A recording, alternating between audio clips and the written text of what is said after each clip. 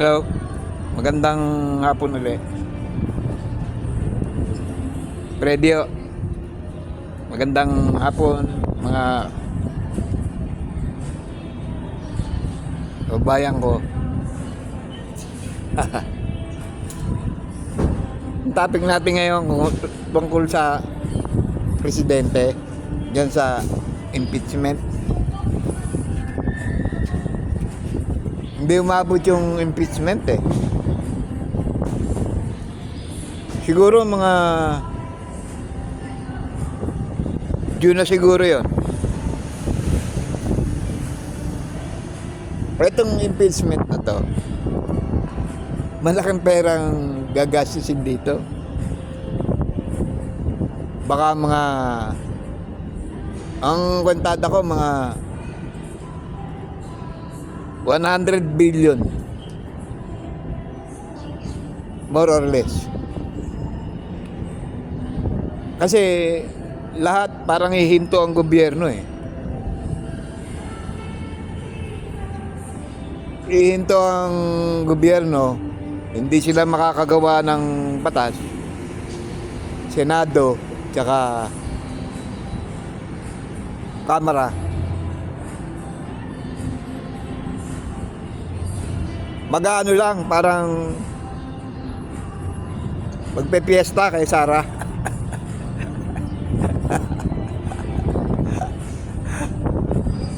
Iisang tao aabutin siguro yan. Siguro estimate ko mga 3 buwan. Biruin mo, lahat ng Pilipino nakatingin dyan, lahat ng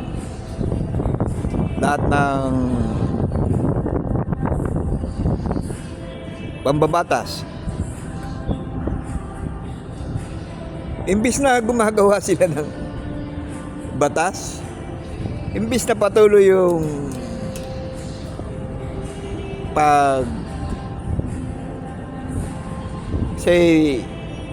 ikot ng mundo, sasayangin na naman nila. Lahat yan mag-grandstanding. Lahat yan magaling. Magbibihis ng maganda. Magtatanungan na parang mga abogado. Pero hindi naman dapat eh.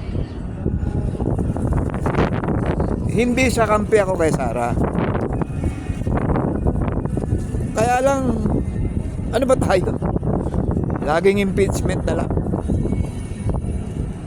Wala na silang ginagawa kundi parang chismis. Pang isang tao lang ang Senado, ang Kamara. Alice Go, Kibuloy.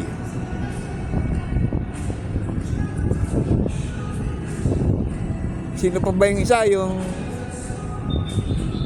Yung isang rapist pa sa Mindanao ba yun? Bakit ganun?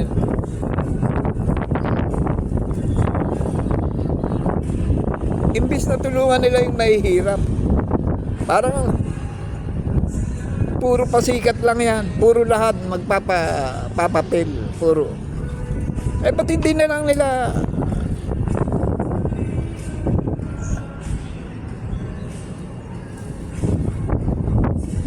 sisiraan nila para sa eleksyon or what?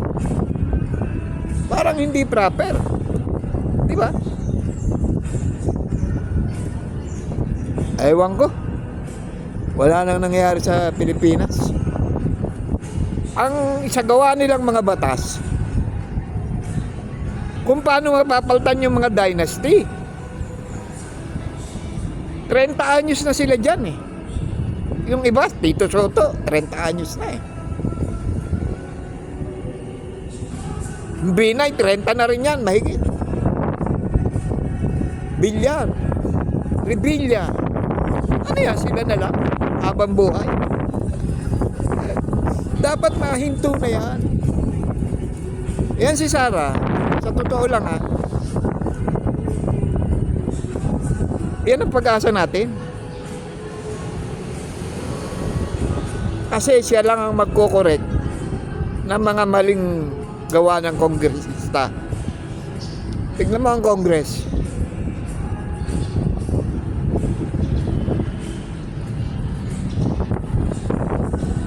Balitang-balita. Yung partiyan nila, 777. Pagka sumama ka, meron kang 7 million sa akap. 7 million sa tupad. Marami pa eh. Plus yung SOP sa yung sinasabi ni Lacson na SOP sa mga project. Yan ang tuksain nila, hindi yung isang tao. Eh parang walang nangyayari eh. Pagka lumabang ka sa sa mali, pagkakampi-kampihan ka. Kaya malayong-malayo tayong malayong-malayo tayong umunlad. 100 billion ang alam kong magagastos dyan. Sa sweldo niyang mga yan, sa paghinto ng trabaho. Nakakaawa tayo. Nakakaawa talaga ang mga mahirap, mga maliliit. Biruin mo sila, isang ruling lang nila or what? Yung mga mayor, kongresista. Lahat yan nakatuon sa business. Hindi naman mga nagsisilbi yan. Lahat ng Jollibee, lahat ng Petron sa kanila. Pagka may nag-apply na bago, hindi nila tinatanggap. Grupo yan eh. Di ba balitang-balita na hindi pinapapasok ni yung mga negosyante sa Las Piñas? Tingnan mo napakahirap na ng buhay. Sasayangin pa nila sa iisang tao. Bagay, wala tayong magagawa kung kampi-kampi. Sino ba ang nanalo sa kampi-kampi? Meron mali. Dapat ang Kongreso batas lang. Parang sila na ang yung nasusunod eh. Dapat sa kanila, gawa lang ng batas. Hindi yan hindi political. Craft. Alam mo yung craft. Magkagawa sila ng batas. Ang nangyayari kampihan. Yung mga party list. Kung ako lang, tatanggalin ko yan. Kasi sila rin yan. Mayayaman din yan, nag-iiba lang ng pangalan. Para lang makapasok sa grupo. Wala nang wala nang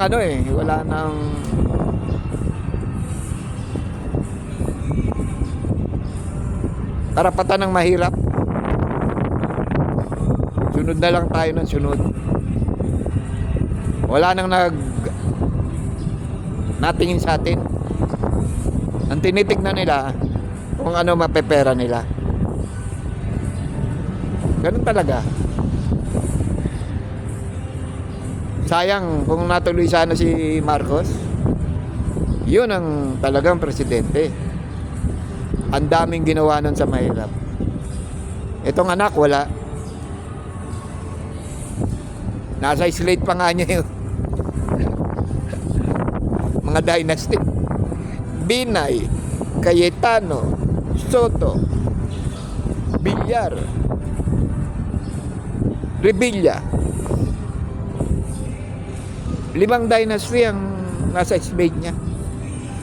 Na dapat kinakalaban niya. Kasi ang papel ng presidente pang mahirap, Ibang iba siya sa tatay niya. Ang sarap buhay nun, araw. Ibang iba siya sa tatay niya. Panalangin na lang natin na makakandidato pa ang mga Duterte.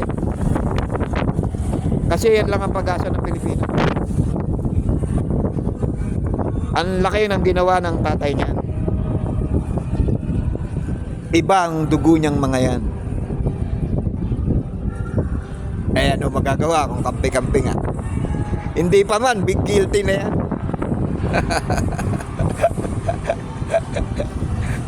Tawanan na lang natin. Wala tayong magagawa sa kampi-kampi. Maraming salamat ulit. Nagre-release lang ako uli ng tension, ng stress. Kasi yun lang ang ano ko. Hindi ako nag-ano ng views. Masarap eh pag nai-ano mo yung tension. Salamat po uli sa susunod. Maraming salamat.